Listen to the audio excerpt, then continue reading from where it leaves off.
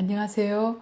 오늘은 그동안 하던 예수님을 만나다 시리즈를 잠시 멈추고 요나서를 함께 살펴보겠습니다. 이번 주일부터 목사님께서 요나서 강해를 해주시기 때문에 오늘은 요나서의 배경과 전체 내용을 함께 살펴보겠습니다. 먼저 요나서의 저자는 누구인지 성경에 기록되어 있지는 않지만 요나 자신이 니느웨에서 돌아온 이후에 자신이 겪은 일을 적은 것으로 보고 있습니다. 그리고 역사적 배경은 요나 선지자가 북이스라엘의 여로보암 2세가 통치하던 시기에 활동하였기 때문에 그때로 봅니다. 그래서 기원전 8세기경인데요. 이때는 아람과 아수르가 분쟁을 겪고 또 아수르 제국 내에 내분도 있었고 기근을 겪었고 그로 인해서 아수르의 세력이 약해진 시기였고 그래서 여로보암 2세는 북이스라엘 왕들 가운데 가장 강력한 왕으로 넓은 영토를 장악할 수 있었다고 합니다. 열왕기하 14장 25절에는 이렇게 말씀하십니다. 그러나 그는 이스라엘의 국경을 하맛 어기로부터 아라바 바다까지 회복하였다. 이것은 주 이스라엘의 하나님께서 그의 종인 가드 헤벨 사람 아mit대의 아들 요나 예언자에게 말씀하신 그대로였다. 그래서 이 지명들을 살펴보면은 이스라엘이 분열되기 이전 다윗과 솔로몬 시대에 차지했던 그 영토만큼 되는 그러한 면적이라고 하고요.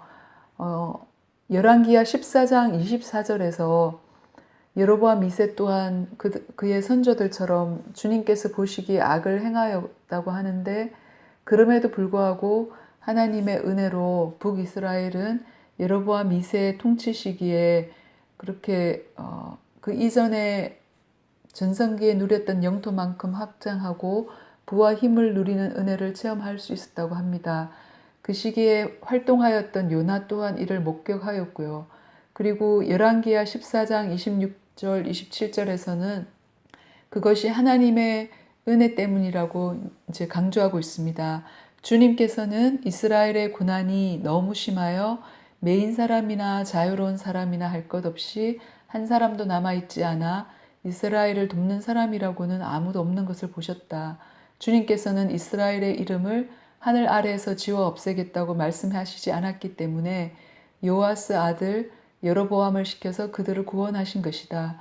그래서 하나님께서는 고난을 많이 겪는 이스라엘이 돕는 사람도 없이 이렇게 어려운 상황에 있을 때 그 이스라엘의 이름이 사라지지 않도록 하기 위해서 그 당시의 국제 정세를 통하여서 여로보암 2세가 부와 힘을 유지할 수 있도록 이렇게 하셨다는 것을 말씀해 주고 있고요.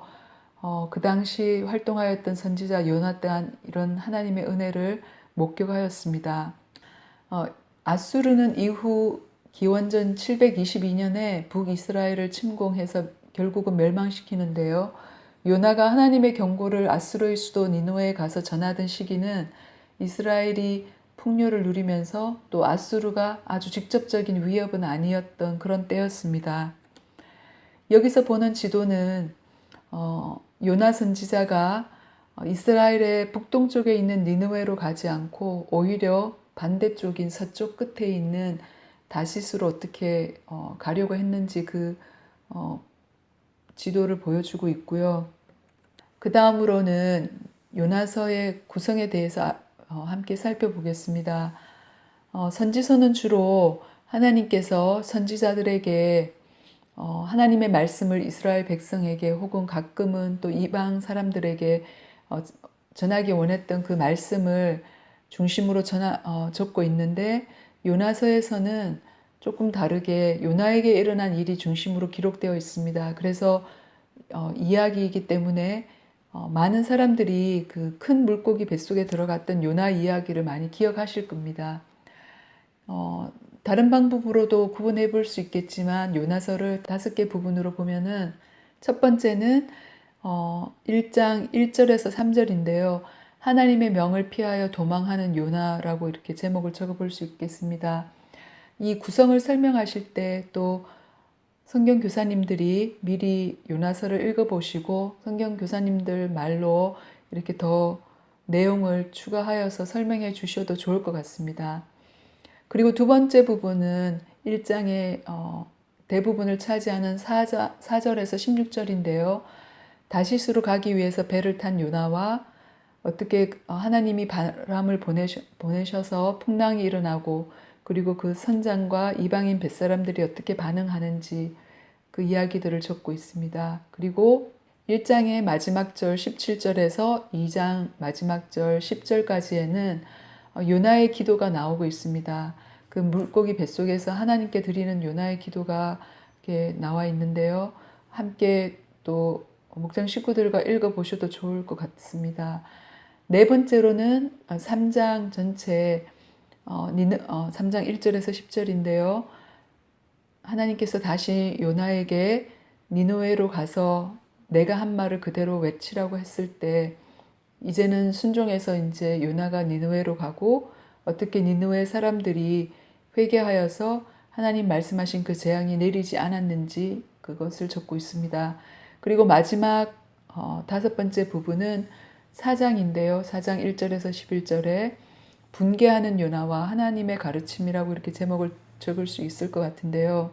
니느웨 사람들이 회개해서 재앙이 내리지 않았을 때 요나가 하나님과 이렇게 씨름하고 또 화를 내고 특별히 자신에게 시원한 그늘을 주었던 박넝쿨이 죽었을 때 또 화내는 요나의 모습을 적고 있고 그렇게 했을 때 하나님께서 요나야 너가 수고하고 키운 것도 아닌 이 박넝쿨이 하루 있다가 죽었을 때도 네가 아까워하는데 이렇게 12만 명이나 넘는 사람들이 있고 짐승들도 있는 이 큰 성읍 니느웨를 어찌 내가 아끼지 않겠느냐 하시는 그 물음으로 11절을 마치시면서 하나님의 그 마음을 알려주는 그 부분이 이제 마지막 부분이 되겠습니다.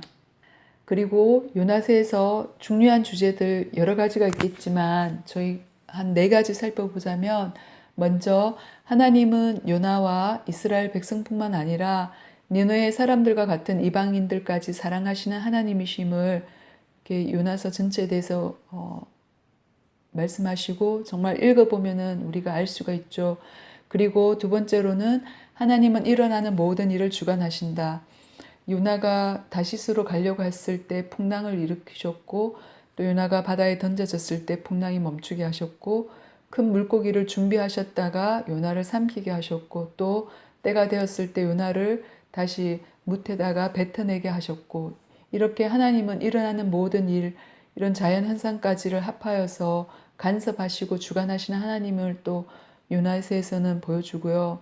또 세 번째로는 하나님은 모든 사람이 또 니느웨 사람들과 같은 악을 행하던 사람들까지도 돌이켜서 회개하고 멸망받지 않기를 바라시면서 기다리신다는 것을 또 요나서가 또 적고 있고요. 그 다음에 네 번째로는 우리가 회개할 때 하나님도 돌이켜서 재앙을 내리지 않으신다.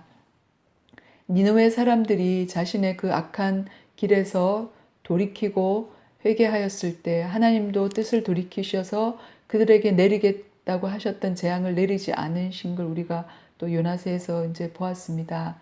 이렇게 오늘 요나서의 내용과 좀 배경을 간단하게 함께 살펴보았습니다. 이것으로 요나서 개요를 마치겠습니다. 감사합니다.